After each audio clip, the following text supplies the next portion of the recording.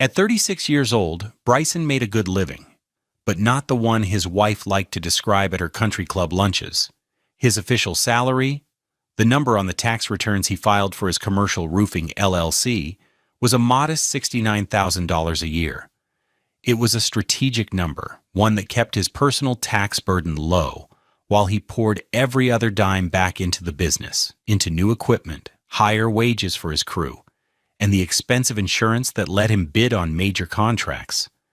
He lived a life of 90-hour work weeks, calloused hands, and the perpetual scent of tar and hot shingles clinging to his clothes. The life he provided, however, was something else entirely. It was a $1.2 million riverfront house in San Marco, his wife Camille's $62,000 white Mercedes E-Class in the driveway, and a joint checking account that seemed to hemorrhage money in a steady stream of online shopping notifications and restaurant charges. On a Tuesday evening in late September, at 7:15 p.m., Bryson decided to set fire to that life, just to see what, if anything, was real enough to survive the flames. He sat on their $8,000 custom-made sofa, the fabric a sterile beige Camille had picked out, and waited. He had showered, scrubbing the grime of a Northside job site from under his nails, but he still felt like an intruder in this pristine, magazine-ready space. Camille floated into the room, a glass of $90 Pinot Noir in her hand. She was wearing a silk lounge set that probably cost more than his work boots. Her deep brown skin was luminous under the soft, recessed lighting she'd had installed for $15,000. Her hair was styled in intricate twists that must have taken a full day at the salon. She was a work of art, and he was the tired, dusty workman who framed her. "You're quiet tonight," she said, her voice smooth, without a trace of real curiosity. She perched on the opposite end of the sofa, a careful distance away, protecting her silk from his lingering workday essence. Bryson took a deep breath. The air in the room was cool and sterile, filtered and conditioned. It felt nothing like the humid, living air of Jacksonville outside. "I need to talk to you," he began, his voice rougher than he intended. She took a delicate sip of wine. "Is this about the catering for the fundraiser?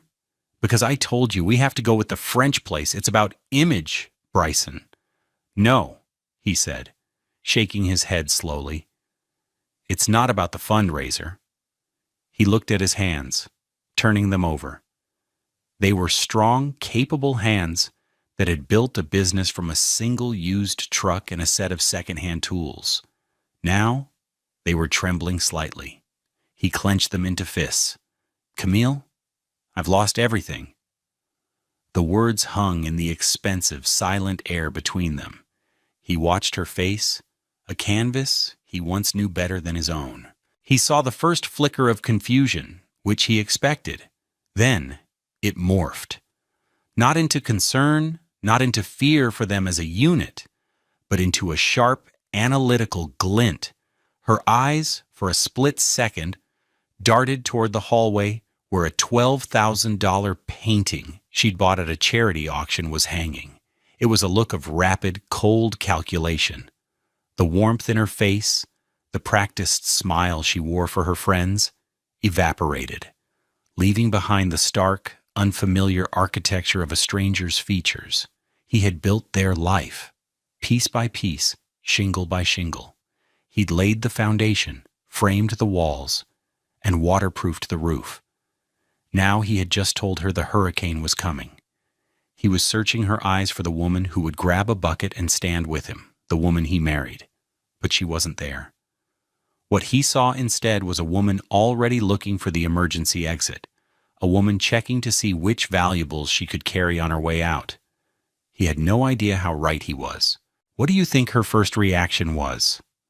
What would you say in that moment? Let me know in the comments below and stick around to see if you were right, because what she said next was the beginning of the end. Her mouth opened, closed, then opened again. "What do you mean? You've lost everything?" The question wasn't soft with worry. It was sharp, accusatory, as if he'd misplaced his keys instead of detonating their financial reality. "The business," he said, keeping his voice level and broken. "The last big contract. The developer went bankrupt. He's not paying. It was an $800,000 job. I was leveraged. I had to take out loans to cover payroll and materials. Now the bank is calling those loans. It's all gone, Camille. The company, the savings, all of it." It was a lie, but a plausible one. A story that happened to good contractors all the time. She stood up, placing her wine glass down on a marble coaster with a sharp click. She started pacing. "Everything? What does that mean? Everything. The house is in your name. Is the house safe?" There it was. Not, "Are you okay?" Not, "We'll get through this." But, "Is the house safe?" "I don't know," he lied, tasting ash in his mouth. "The business LLC is tied to my personal finances. They might be able to come for it." "My car," she said, her voice rising. "What about my car? You can't let them take my car, Bryson. It's a lease, isn't it? Through the company?" "Yes," he said. "Well, that's just irresponsible," she snapped, whirling to face him. Her face was a mask of outrage, not sympathy. "Why would you set it up that way? Why would you put my car at risk?" The facade of their life had been built with his sweat and her spending. The San Marco house, a beautiful two-story Mediterranean-style home with a view of the slow-moving St. Johns River, was his crowning achievement. He'd bought it for $750,000 before the market went insane, using the profits from his first major hospital roofing project. It was now valued at $1.2 million. He'd bought it 3 years before he even met Camille at a charity gala he'd been dragged to by a supplier. She had been dazzling, talking animatedly about her work in event planning, which he later learned meant she helped her wealthy friends pick out floral arrangements for parties. He was a simple man from the north side of Jacksonville, raised by a grandmother who taught him the value of hard work and the importance of owning the roof over your head. This house was his security, his legacy. When he married Camille, he thought it would become their home. She had treated it like a movie set. The first thing she did was get rid of his grandmother's sturdy, comfortable furniture. "It's so dated, honey," she'd said, her nose crinkling. In its place came a parade of delivery trucks, offloading a sterile collection of white and beige furniture that cost, he later saw on the statements, over $80,000. His comfortable reading chair was replaced by a rigid, unwelcoming chaise lounge that cost $4,500. The solid oak dining table his grandfather had made was relegated to the garage to make way for a glass and chrome monstrosity that seated 12, a $7,000 piece they used maybe twice a year. Their financial lives were a study in brutal contrast. He drove a 2019 Ford F250, a $55,000 workhorse that was perpetually coated in a fine layer of dust, the cab filled with blueprints, coffee cups, and the smell of honest labor. She drove the gleaming white Mercedes E-Class, a $62,000 status symbol with a lease payment of $899 a month paid for by the business as a management expense. He wore $45 Dickies work pants and $120 Red Wing boots. Her closet was a museum of luxury, filled with brands he couldn't even pronounce. He once saw a receipt for a single handbag, a $3,200 Chanel purse that she'd bought on a Tuesday afternoon because she was feeling blue. That same week, he'd been agonizing over whether he could afford to give his crew a 50-cent an hour raise. Their dinners were another battleground. When he cooked, it was simple, hearty food: grilled chicken, roasted vegetables, pasta. She would push it around her plate and say, "I think I'm just in the mood for a salad." But if she chose the restaurant, it was always the newest, most expensive place in town. A normal Tuesday night dinner, for the two of them, at her favorite place in 5 Points could easily top $300, an amount that could feed one of his workers' families for a week. He would sit there, sipping his water, watching her photograph the food for her social media, feeling a profound sense of disconnect. He paid for everything. Her credit card bills, which often ran to $5,000 or $6,000 a month, were sent to his office manager to be paid from the business account. It was a constant source of friction. "It's for our life, Bryson," she'd argue. "It's for our image. We have to look successful to be successful." But he was the only one doing the work. She hadn't held a job since they married. Her days were a blur of Pilates classes, long lunches, and charity committee meetings that seemed to produce nothing but gossip. He remembered one specific evening about a year ago. He'd come home late, bone-tired after a 16-hour day dealing with a leak at a hospital. The job had been a nightmare, and he'd been on the roof in the sweltering July heat with his crew, making sure it was done right. He walked into the house, smelling of tar and sweat, to find her furious. "Where have you been?" she demanded. "We were supposed to be at the Hendersons for cocktails an hour ago. You're embarrassing me." He looked down at his filthy clothes and then at her, pristine, in a $1,200 blue dress. "I had to work, Camille. There was an emergency." "There's always an emergency," she sneered. "You smell like a gas station. Go shower, quickly. I don't want to be the last to arrive." There was no concern for his exhaustion, no gratitude for the work that paid for her dress. There was only her own social anxiety and embarrassment. That was the first time he truly saw it. He wasn't a husband to her. He was a resource. He was an ATM that smelled like tar. And he started to wonder what would happen if the machine ever ran out of cash. Now, sitting on the beige sofa in the silent, expensive living room, he was finding out. The woman who had just worried about her leased Mercedes before asking if he was okay was the same woman who had been repulsed by the smell of his labor. The signs had been there all along, like hairline cracks in a foundation. He had just been too busy, too tired, too hopeful to see them. He had wanted to believe in the beautiful facade she presented to the world because he had built the scaffolding that held it up. He thought her love was the real house, and the money was just the furniture. He was beginning to understand, with a cold, sickening clarity, that for Camille, the furniture was everything, and he was just the delivery man. The night after his confession was a long, cold war fought in silence. Camille slept in the guest room, a room she had decorated with an almost fanatical attention to detail for guests who rarely stayed. The door was closed, a clear and unambiguous barrier.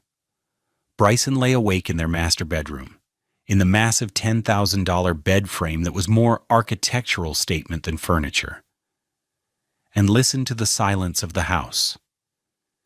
It was a heavy, suffocating silence, no longer filled with the promise of shared dreams, but with the weight of unspoken accusations. The next morning, Wednesday, the cruelty began to escalate, shifting from panicked self-preservation to outright contempt. He came downstairs to find her on the phone in the kitchen, her back to him. Her voice was a low, urgent hiss. "I know, Tasha," she was saying, twisting the phone cord around her perfectly manicured fingers. "Can you believe it? Just gone. Poof." A pause. "No, of course he doesn't have a plan. He's just sitting there moping. It's pathetic." Bryson froze in the doorway, his heart turning to a block of ice. Pathetic. That's what he was to her. Not a man suffering a devastating blow, not her husband in crisis, but a pathetic object of her scorn. He backed away silently, the word echoing in his head. He made himself a piece of toast, the scraping of the knife across the burnt bread sounding like an explosion in the tense quiet. Camille eventually came into the kitchen, ending her call abruptly. She didn't look at him. She opened the $15,000 Sub-Zero refrigerator and stared into its well-stocked interior as if she'd never seen it before. "There's nothing to eat," she declared, closing the door with a sigh of disgust. "There's eggs, bacon, fruit. I can make you something," Bryson offered, his voice sounding hollow to his own ears. She shot him a look of pure venom. "And what? We should just eat bacon while our lives are falling apart? I have no appetite. I'm too stressed." She poured herself a glass of water, her movements sharp and angry. Later that day, he tried to talk to her again, to create some semblance of a partnership. He found her in the master closet, a space the size of his first apartment, surrounded by her collection of designer shoes. Rows and rows of them, a vibrant, expensive army standing at attention, at least 300 pairs, with an average cost he estimated at $600 each. That was $180,000 in shoes. The number staggered him. "Camille," he said softly from the doorway, "we need to talk about what to do next. We can downsize. We can sell the house, get a small apartment. I can get a job working for another company for a while. We can rebuild." She didn't even turn around. She was holding a pair of red-soled Christian Louboutin heels, a $950 pair he recognized from a credit card statement. "Sell the house?" she said, her voice muffled by the racks of clothes. "And go where? To some little apartment in a bad neighborhood? Is that what you want from me, Bryson?" "It's what we might have to do," he said, his patience wearing thin. "It's not about what I want for you. It's about what's happening to us."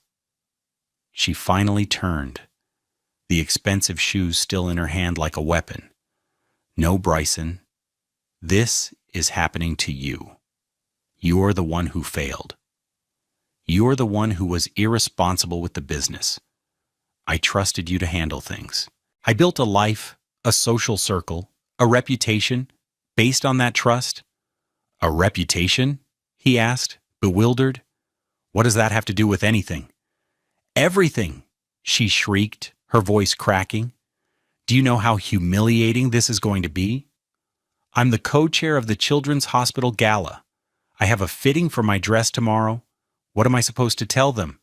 That my husband is a failure? That we're broke?" The word hung in the air. Broke. He saw the naked terror in her eyes, and it wasn't terror for their marriage or for his well-being. It was the terror of social annihilation, the fear of being unceremoniously ejected from the club of the wealthy and well-connected. Her entire identity was tied to the money he provided, and without it, she felt she was nothing. And she hated him for it. She hated him for taking it away from her. The final and most brutal betrayal of the day came that evening. He was in his home office, a small cluttered room that was his only sanctuary in the house, staring at a stack of bills. He heard her on the phone again. This time her voice was louder, filled with a false, cheerful brightness. He recognized it as her talking to her mother voice. "Oh, it's fine, Mom, really," she was saying, loud enough for him to hear. "Bryson is just going through a little rough patch with work. You know how these contractors are. Up one day, down the next." A pause. No, everything is secure. The house is fine. We're fine. He's just a little stressed." She was lying to her own mother. She was already building a narrative, one where he was a volatile, unstable provider, and she was the long-suffering, patient wife, weathering a storm she had no part in creating. She was isolating him, painting him as incompetent, not just to her sister, but to her entire family. She was protecting her own image at his expense. He sat in his cheap $200 office chair, the springs creaking under his weight, and looked around the room. On the wall were framed photos of the crews from his biggest jobs, smiling, sunburned men proud of their work. There were blueprints for a community center he'd dreamed of building pro bono one day. This room, filled with the artifacts of his real life, felt more honest than the entire rest of the $1.2 million house. Camille appeared in the doorway, her phone in her hand. "I'm going to Tasha's for a little while," she announced, not asked. "I just need some space to breathe. This house, it feels like it's suffocating me." She was leaving. Leaving him alone in the wreckage he'd created, to go and be comforted by the one person who seemed to share her contempt for him. As she walked past, her expensive perfume, a scent that cost $400 a bottle, filled the air. It smelled like betrayal. He listened to the sound of her Mercedes starting, the engine a low, powerful purr, and then the crunch of tires on the gravel driveway as she drove away. The house fell silent again, but this time the silence was different. It wasn't just heavy anymore. It was cold. It was the silence of a tomb. And he knew, with a certainty that chilled him to his soul, that she was going to her sister's house to plot his burial. He couldn't sleep. It was 10:23 p.m. on Wednesday night, not even 30 hours since he'd dropped the bomb, and the house felt alien. Every creak and groan of the large structure seemed to mock him. He got out of the massive empty bed and walked through the darkened rooms. The moonlight streamed through the large picture windows, illuminating the expensive, soulless furniture Camille had chosen. It looked like a museum exhibit after hours, roped off and untouchable. Nothing in this house felt like him anymore, except for the gnawing emptiness in his chest. He ended up in the living room, standing in front of the sleek, minimalist media console. On a charging stand sat the family iPad, a $799 device they rarely used, but that Camille insisted they needed.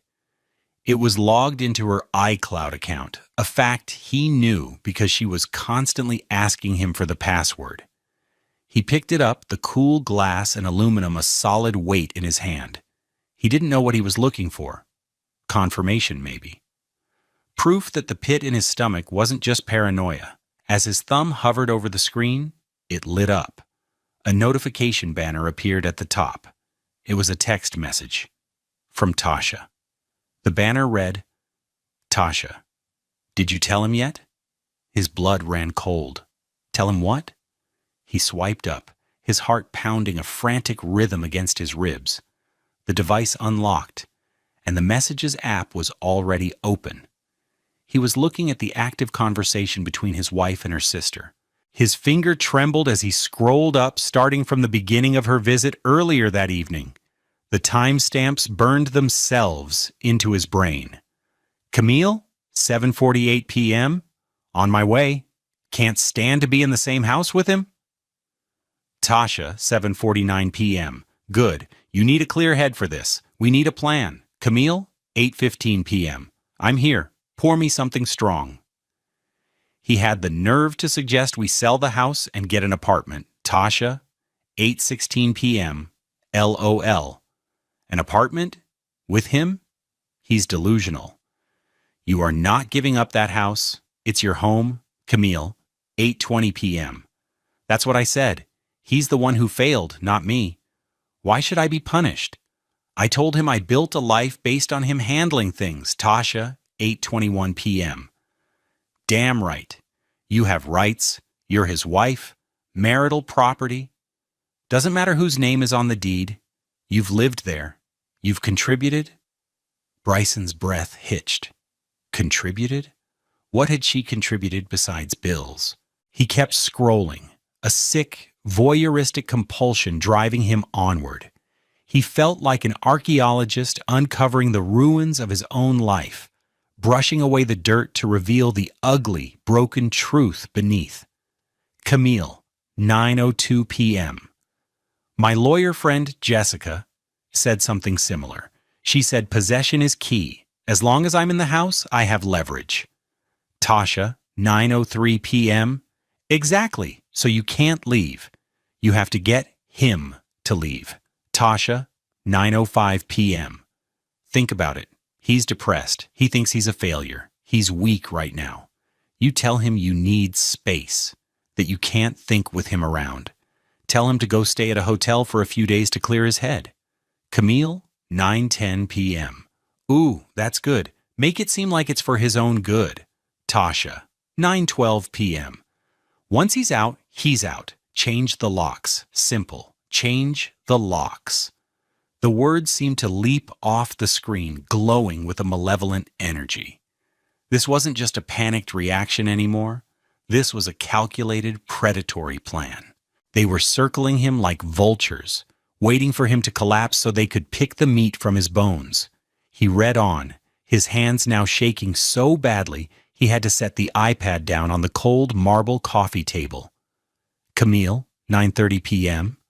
What about the business? The trucks? The equipment? Is it worth anything? Tasha, 9:31 p.m. Who cares? Let the bank have the rusty trucks. The house is the prize, Cammy. That $1.2 million prize. Plus the art, the furniture. You could get a huge settlement. Camille, 9:45 p.m. He said he has a meeting Friday with his accountant to go over the bankruptcy stuff. He'll be out of the house for a few hours in the morning. Tasha, 9:46 p.m. That's your window.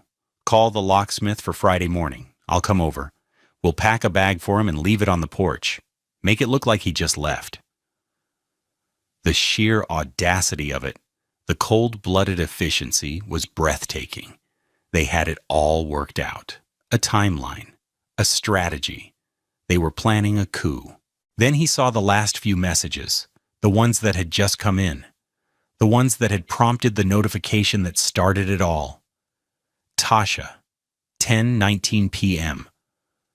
Are you sure you can do this? You can't hesitate. Camille, 10:21 p.m. I'm sure. He brought this on us. It's survival. I'm not going down with him. I'm not trading this house for some crappy apartment and a broken man. And then, the final message.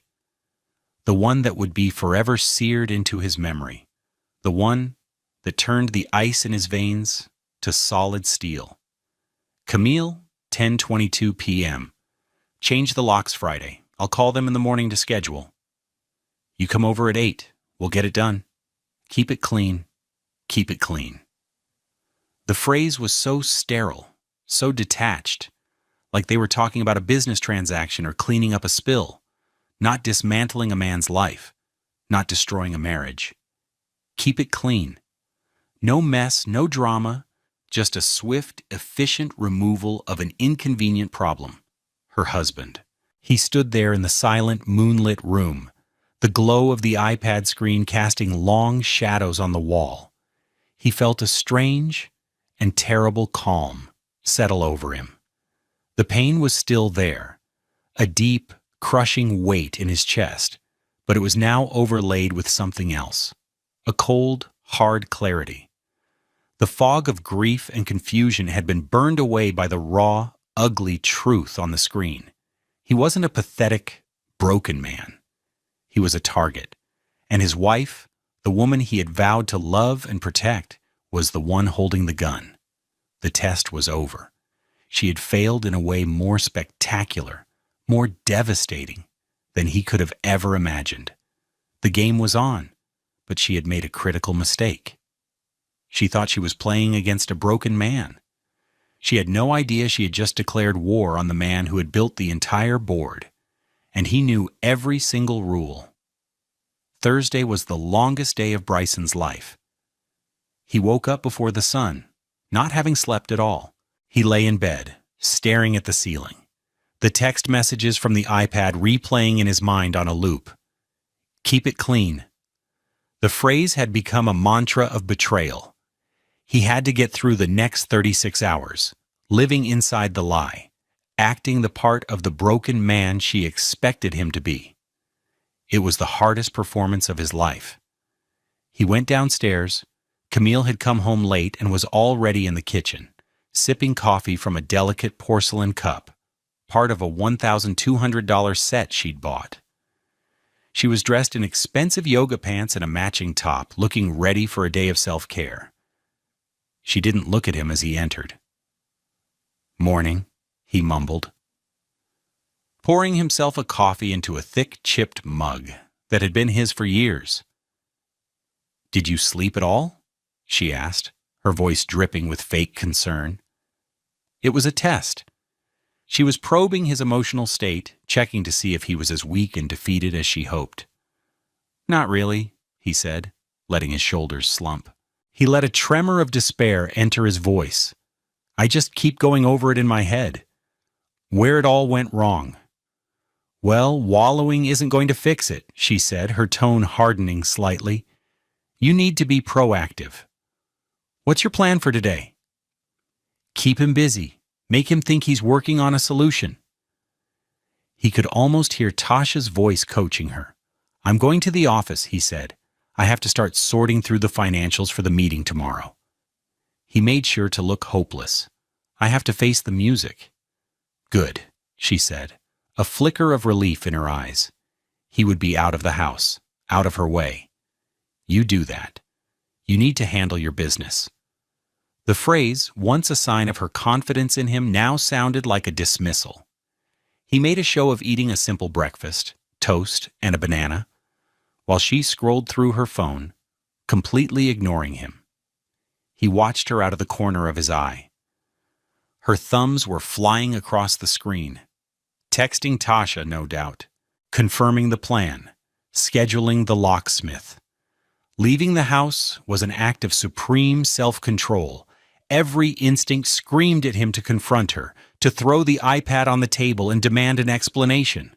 But he choked it down. He knew, with the cold certainty of a strategist, that a premature move would ruin everything. He had to let her think she was in control. He had to let her walk into the trap she had set for him. "I'm heading out," he said from the doorway. She looked up, a bright, false smile plastered on her face. "Okay, honey. Try to have a good day." Then she added the line that almost made him break. "Remember, whatever happens, we're a team." He just nodded, unable to speak, and walked out the door. The lie was so blatant, so audacious, it left him breathless. He spent the morning not at his deserted office, but in his truck, parked in a quiet lot overlooking the river on the other side of town. He had two phones, his personal one, which he left on, and a cheap $50 prepaid burner phone he'd bought for cash that morning. The first call he made was to Marcus Thorne, his lawyer. "Marcus, it's Bryson. We have a situation, and it's escalated." He calmly recounted the text messages he'd read, quoting the most damning lines verbatim. There was a long pause on the other end of the line, then a low whistle. "Well, I'll be," Marcus said, his voice losing its usual professional detachment for a moment. She put it in writing. She actually put it in writing. "Bryson, this is not a problem. This is a gift. This is a first-class, overnight delivery gift from the universe." The second part of his day was spent acting. He drove to one of his job sites, a nearly completed roof on a medical plaza. He'd told the crew to take the day off, a paid day, as part of his ruse. He walked the roof alone, the hot Jacksonville sun beating down on him. He took a picture of himself, making sure he looked tired and stressed, and sent it to Camille. "Long day. This is all such a mess." Her reply came back almost instantly. "Just do your best. I'm thinking of you." He knew she was lying. He knew she was probably at a cafe with Tasha, finalizing their plan. The thought made him sick, but also strengthened his resolve. That evening was the final act. He went home, carrying the weight of his fictional failure like a shroud. He found Camille in the dining room, on the phone, a catalog for expensive furniture open in front of her. She hung up quickly when he walked in. "How was your day?" she asked, her voice airy. "Tough," he said, slumping into a chair at the glass and chrome table he hated. "It's worse than I thought." He let his head fall into his hands. "I'm so sorry, Camille. I'm so sorry I did this to us." He was testing her one last time, giving her one final chance to show a shred of humanity. Her response was a masterpiece of calculated cruelty. She came over and placed a hand on his shoulder. It was a cold, distant touch, like a nurse tending to a patient she didn't know. "It's okay, Bryson," she said, her voice soft and soothing. It was the voice she'd rehearsed with Tasha. "You're exhausted. You're not thinking clearly. Maybe you need some space from all this."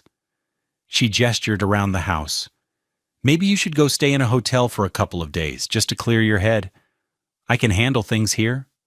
Make it seem like it's for his own good. He looked up at her, his heart a cold, dead stone in his chest. He saw the eager anticipation in her eyes, the barely concealed triumph. She thought he was taking the bait. She thought he was falling right into her trap. He took a long, slow breath. "You know what, Camille?" he said, his voice thick with fake emotion. "I think you're right. I can't think straight here. I feel like I'm poisoning this whole house with my failure." He stood up. "I'll pack a bag. I'll go tonight." The relief that flooded her face was so profound it was almost comical. She had won. She had gotten him to leave of his own accord. It was going to be even cleaner than she'd planned. "I think that's a wise decision," she said, her voice steady, professional. "You just focus on getting yourself right. Don't worry about anything here." He went upstairs and packed a duffel bag with a few changes of clothes. As he walked past the master closet, he saw her through the open door. She wasn't looking at him. She was on her phone, her back to him, her thumb once again flying across the screen.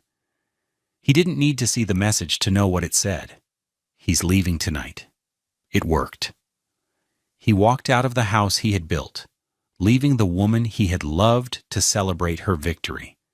He didn't look back. He had a lot to do before Friday morning.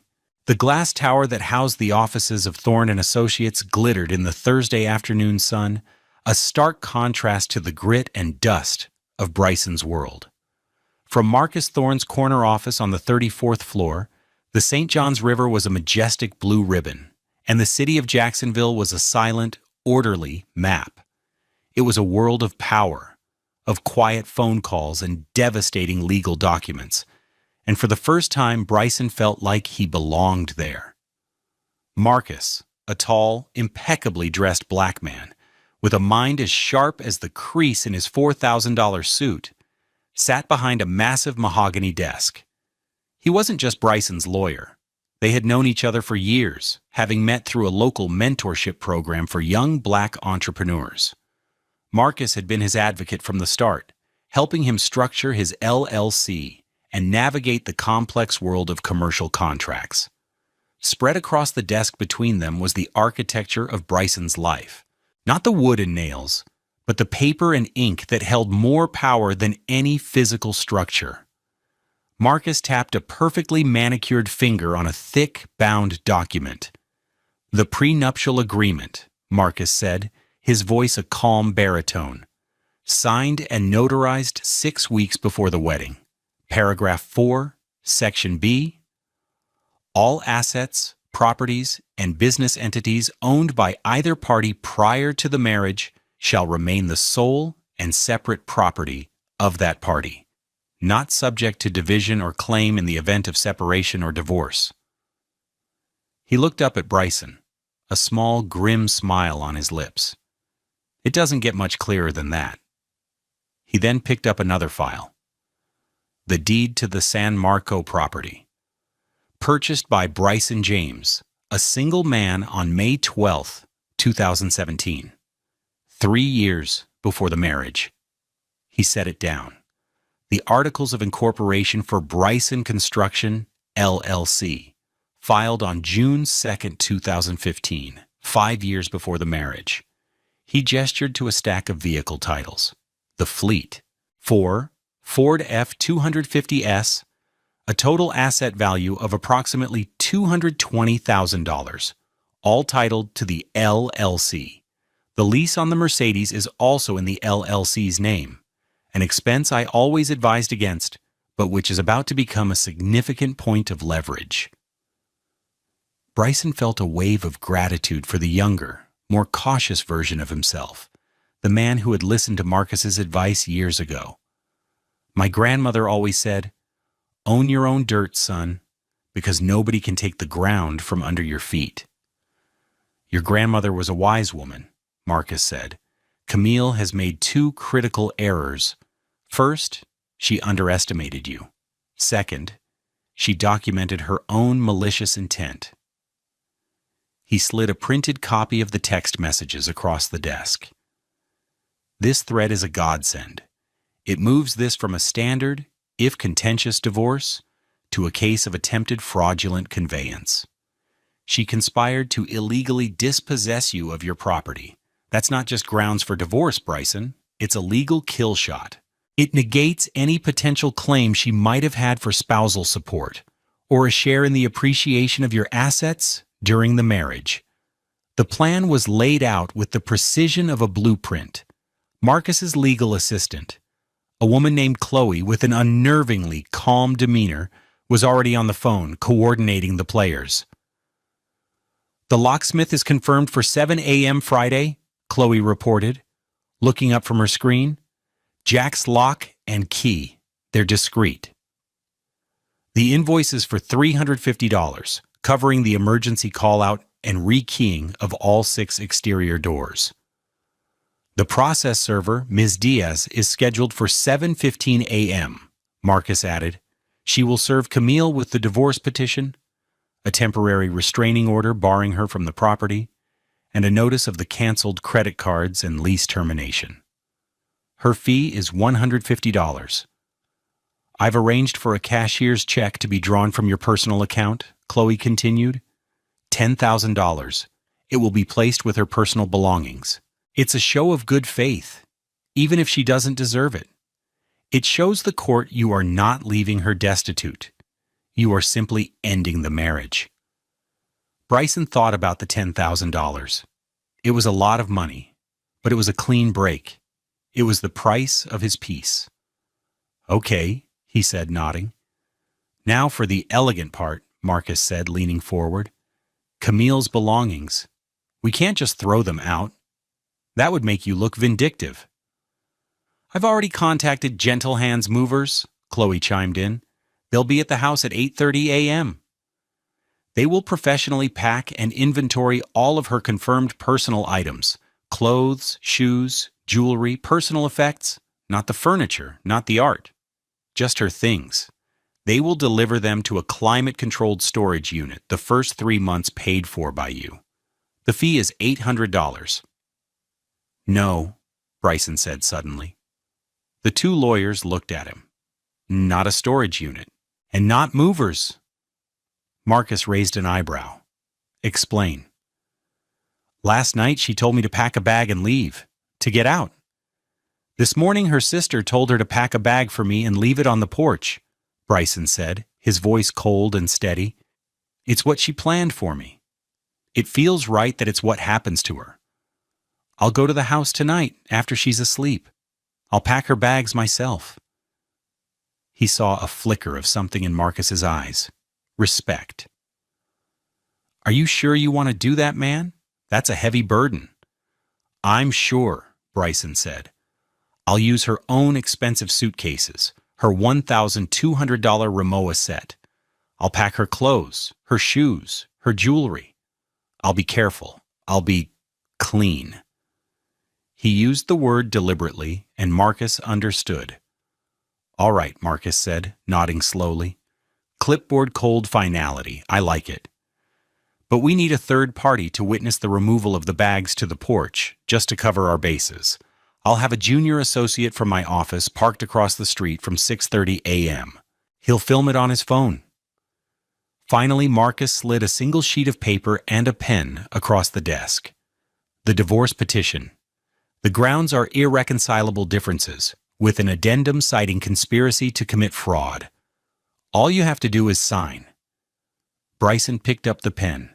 It felt heavy in his hand. He looked at the paper, at the cold, legal language that would officially end his marriage. There was no joy in this moment, no sense of triumph, just a profound aching sadness for the dream that had died. But beneath the sadness was a foundation of steel. He was not the broken man Camille believed him to be. He was a builder. And it was time to clear the site and start building again. He signed his name with a firm, steady hand. The cost of the entire operation, the lawyer's initial retainer of $15,000, the locksmith, the process server, the cashier's check, was just over $26,000. It was the most expensive and most valuable investment he had ever made. He was buying back his own life. Friday morning arrived with the cool gray promise of an autumn squall. The air was thick and heavy, pregnant with unshed rain. For Bryson, who had been awake all night, it felt like the world was holding its breath. He was sitting in a rented room at a nondescript hotel off I-95, a cup of lukewarm coffee in his hand, his two phones laid out on the cheap laminate desk like weapons.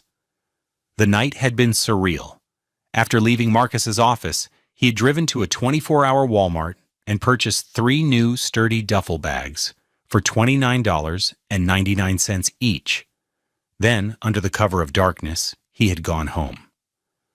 He parked his truck 2 blocks away and let himself in through the back door, his key sliding into the lock for the last time. The house was silent. A single light was on in the master bedroom upstairs. He moved with the practiced stealth of a man who knows every creak in the floorboards. In the garage, he found her suitcases, the expensive $1,200 Rimowa set she used for their rare vacations. He brought them into the house and went to her closet. The air was thick with her perfume. He worked methodically, like a demolition expert setting charges. He packed her designer dresses, her endless pairs of shoes, her handbags.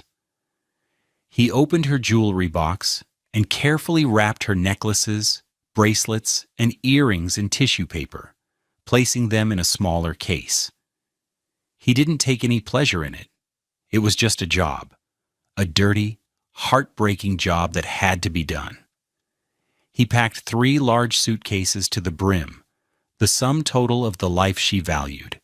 He left behind the house, the art, the furniture, the things she thought she was entitled to. He closed the suitcases, the clicks of the latches sounding like gunshots in the silent house. He carried them downstairs one by one, his muscles straining. He placed them by the front door, ready for the morning. On top, he placed a small sealed box containing the cashier's check and the keys to her new storage unit, a last-minute concession to Marcus's legal caution. And the note. Now at 6:47 a.m., it was time. He picked up his burner phone and sent a text to the 2 men he'd been forced to lay off for his ruse, 2 of his best and most loyal roofers. Miguel, David, meet me at the San Marco house at 9 a.m. You're back on the payroll. Full rate plus a bonus. We're back in business. The replies came back within seconds. On my way, boss. Thank you, God. See you there. A wave of relief washed over him. This wasn't just about revenge. It was about restoration. At 7 a.m. sharp, his personal phone buzzed. A text from Marcus's junior associate, a young man named Kevin. Locksmith is on site. Beginning work now. Bryson pictured the scene. The discreet white van from Jack's Lock and Key pulling up to the curb. The locksmith, a no-nonsense guy in a blue work shirt walking up the path. He would be drilling out the lock on the front door. The sound would be jarring, invasive. At 7:05 a.m., his phone rang. It was Camille. Her name flashed on the screen, and his heart gave a painful lurch. He let it go to voicemail. He had nothing left to say to her. The legal documents would do all the talking. A moment later, a voicemail notification popped up. He listened, his finger hovering over the speaker. Her voice was sharp, panicked. Bryson, there is a man here drilling my front door. What is going on? Did you do this? Call me back immediately. My front door, he noted, not our front door. At 7:16 a.m., a text from Kevin. Process server on site. Ms. Diaz is approaching the door. Camille is yelling at the locksmith. This is tense. Bryson closed his eyes, imagining it. The tall, imposing figure of Ms. Diaz walking calmly through the chaos, her expression unreadable. She would say, "Camille James? You've been served?" She would hand over the thick manila envelope containing the death warrant for their marriage. His phone rang again. Camille. He ignored it. Another voicemail. This one was different. Her voice was choked, breathless. "You served me? You served me divorce papers at my own house? What is this restraining order? You can't do this. You can't kick me out." "Bryson, call me." He could hear the disbelief in her voice, the crumbling of her entire reality. She was the one who kicked people out. She was the one who made plans. This wasn't how her script was supposed to go. At 7:25 a.m., Kevin texted again. "She saw the bags. She's on the porch. She's just staring at them." Oh, now she's opening the note. The note. He had spent an hour crafting it. It was simple, printed in a plain font on a single sheet of paper. "Camille, you have until 8 a.m. to vacate the premises with your personal belongings, which have been packed for you. The police will be notified if you attempt to remain on the property after that time. An Uber Black has been scheduled to pick you up at 8 a.m. It will take you to any destination you choose within the city limits. The joint credit cards have been canceled. The joint bank account has been closed. The lease on the Mercedes will be terminated on Monday. I believe your text to Tasha said, 'Change the locks Friday, keep it clean.' I changed the locks, and I kept it clean." Bryson. He had used her own words, the callback that Marcus had called a stroke of genius. It wasn't just about winning. It was about holding up a mirror. The voicemails started coming in a torrent, a real-time log of her complete emotional collapse. 7:30 a.m., screaming hysterical. "You bastard! You were listening! You were spying on me! This is illegal! I'm going to sue you for everything! You will have nothing!" 7:42 a.m., sobbing, pleading. "Okay, baby, I'm sorry. I was just scared. I didn't mean it. Please just let me come inside. It's starting to rain. We can talk about this. Don't do this to us." 7:55 a.m., numb, defeated. "The Uber is here, a black Escalade. You ordered me an Uber? Like I'm some stranger?" Tasha isn't answering her phone. "Where am I supposed to go, Bryson? What am I supposed to do?" He listened to the last one, her voice small and lost, and felt a single, sharp pang of something that might have been pity, but it was quickly replaced by the memory of the words on the iPad screen. "It's survival. I'm not going down with him."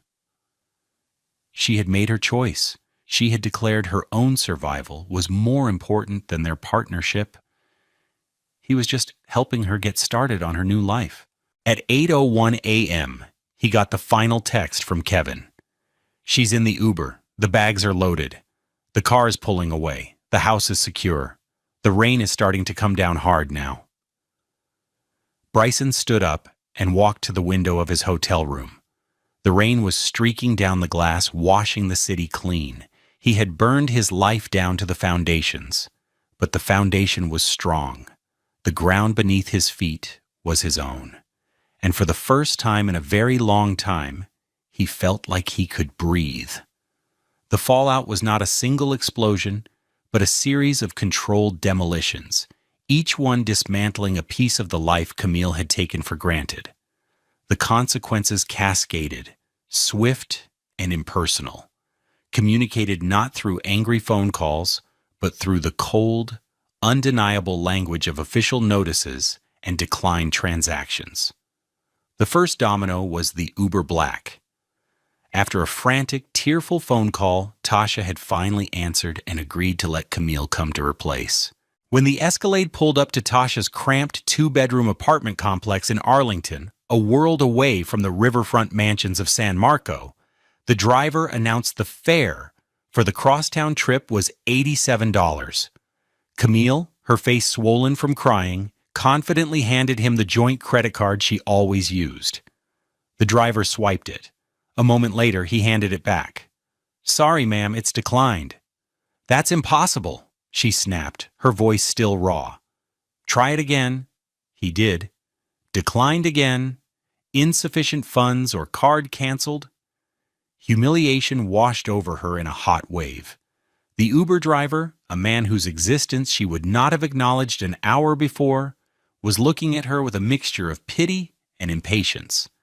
She fumbled in her purse, her hand still shaking, and pulled out her debit card for the joint account. "Here, try this." "Declined," the driver said flatly.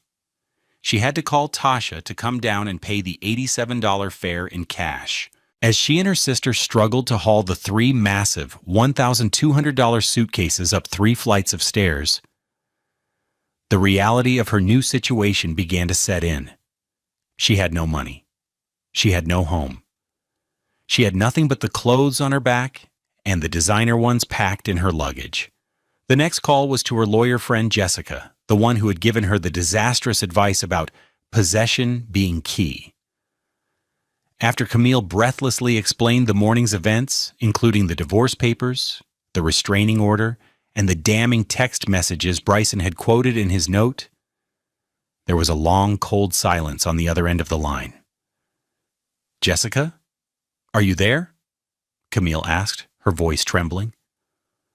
"I'm here, Camille," Jessica said, her tone now stripped of all friendly familiarity. It was the voice of a lawyer speaking to a potential liability. "Listen, the fact that he has those texts, and that they were sent from your device, that's bad. That's really bad. It shows premeditation." "But you said I had rights. You said it was marital property." "Based on the information you gave me?" "Yes," Jessica said coolly. "You failed to mention that the house and the business were premarital assets protected by an ironclad prenup. And you certainly didn't tell me you were planning to illegally evict him and put it all in writing." "So what do I do?" Camille cried. "You need a real divorce attorney, a shark," Jessica said. "And it's not going to be cheap. Given the circumstances, any lawyer is going to want a significant retainer up front, probably in the neighborhood of $20,000. $20,000. It was an impossible sum. The $10,000 cashier's check Bryson had left her suddenly seemed both like an insult and her only lifeline. The third consequence arrived on Monday morning. A man from a towing company showed up at Tasha's apartment complex, clipboard in hand. The white Mercedes E-Class, parked in a guest spot, was hooked up and unceremoniously hauled away. The lease, held by Bryson Construction LLC, had been terminated. The loss of the car was, for Camille, a more visceral blow than the loss of the house. The house was a place, but the car was her identity. It was the chariot that carried her to her lunches, her Pilates classes, her charity meetings. It was the symbol of her status. Now it was gone. Tasha, too, found herself caught in the blast radius. A crisp, cream-colored envelope arrived for her by courier that same afternoon. It was from the law firm of Thorne and Associates. It was a cease and desist letter, formally accusing her of conspiring to aid and abet in the attempted fraudulent dispossession of a private residence, and warning her of potential civil and criminal liabilities. The letter advised her to retain counsel and to have no further contact with either Bryson or Camille regarding the matter. Tasha, who worked as a mid-level manager at a rental car agency, was terrified. She told Camille she couldn't be involved anymore, that she couldn't risk her job or get dragged into a legal battle. Suddenly, Camille's staunchest ally was backing away, leaving her truly alone. The social consequences were just as brutal. News travels fast in the small, incestuous world of Jacksonville's wealthy elite. The story that began to circulate, likely leaked with surgical precision by Marcus's office, was not that Bryson had failed, but that Camille had been caught in a shocking act of betrayal. The narrative shifted entirely. Bryson became a sympathetic figure, a good man wronged. Camille was cast as a villain, a gold digger who had finally been exposed. The co-chair of the Children's Hospital Gala called, her voice dripping with faux sympathy, to say that perhaps it was best if Camille stepped back from her duties for now, to focus on her personal life. Her tennis partner stopped returning her texts. Invitations to upcoming events mysteriously stopped arriving. She was excommunicated, erased from the social calendar with ruthless efficiency. Her friends, whose loyalty was tied to her husband's bank account, abandoned her without a second thought. She had built her entire world on a foundation of sand, and the tide had come in. She hadn't just lost a husband, she had lost her audience. And for Camille, there was no greater punishment. 3 months later, the early December air was crisp and bright.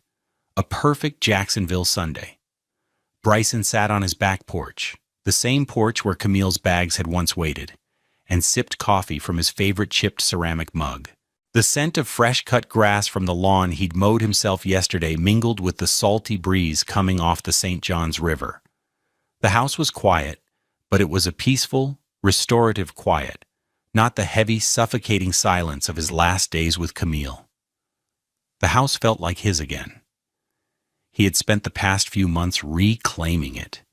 The rigid, uncomfortable chaise lounge was gone, replaced by his old, comfortable reading chair which he'd retrieved from the garage.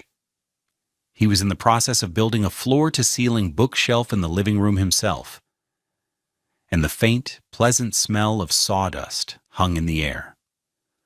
The house was slowly transforming from a sterile museum back into a home, filled with the evidence of life and work. His business was thriving.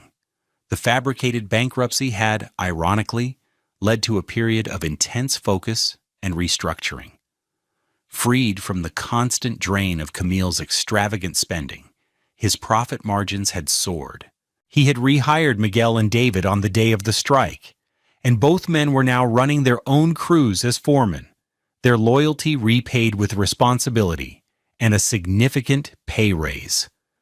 Just last week, Bryson Construction LLC had landed its biggest contract ever, a $1.5 million project to re-roof a series of municipal buildings for the city. He'd won the bid not just on price, but on his reputation for integrity and quality, a reputation that had been burnished, not tarnished, by the recent turmoil. On the table next to his coffee sat a rolled-up set of blueprints. They weren't for a paying job. They were his own design, a pro bono project he was undertaking for a small community organization in his old North Side neighborhood. It was a plan for a new community center, with a computer lab for kids, a small library, and a workshop space. He was donating the labor and materials for the roof himself. He had seen Camille one last time, a month ago, at the final mediation session in Marcus's office. She looked diminished. The expensive clothes were still there, but they seemed to hang on her differently. Her hair wasn't as perfectly styled.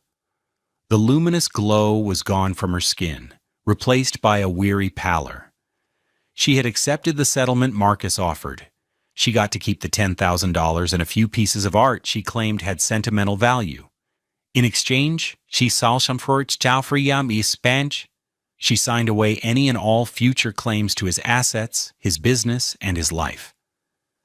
She had tried to apologize, a string of whispered, rehearsed words about being scared and not thinking clearly.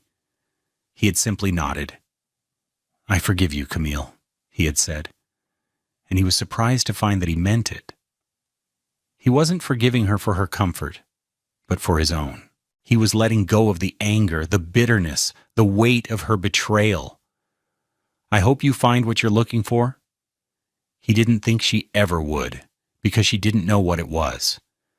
As he sat on his porch, watching the sunlight dance on the water, he thought about true wealth. He had spent years thinking it was about the numbers in a bank account, the value of a property, the size of a contract. He had learned in the most painful way possible that he was wrong. True wealth was the loyalty of men like Miguel and David. It was the quiet satisfaction of a job well done. It was the integrity that allowed him to look himself in the mirror each morning. It was the peace of a quiet Sunday, a peace he had earned not with money, but with character. The house, the business, the money, they were just tools. He was the builder, and he was finally building a life that was solid, from the foundation up. Bryson learned a hard lesson, but he came out stronger, with a deeper understanding of what truly matters. What's the most important thing in your life that money can't buy? Share your thoughts in the comments, and don't forget to subscribe to Love Beyond Pride for more stories about finding true worth and the love that endures beyond it.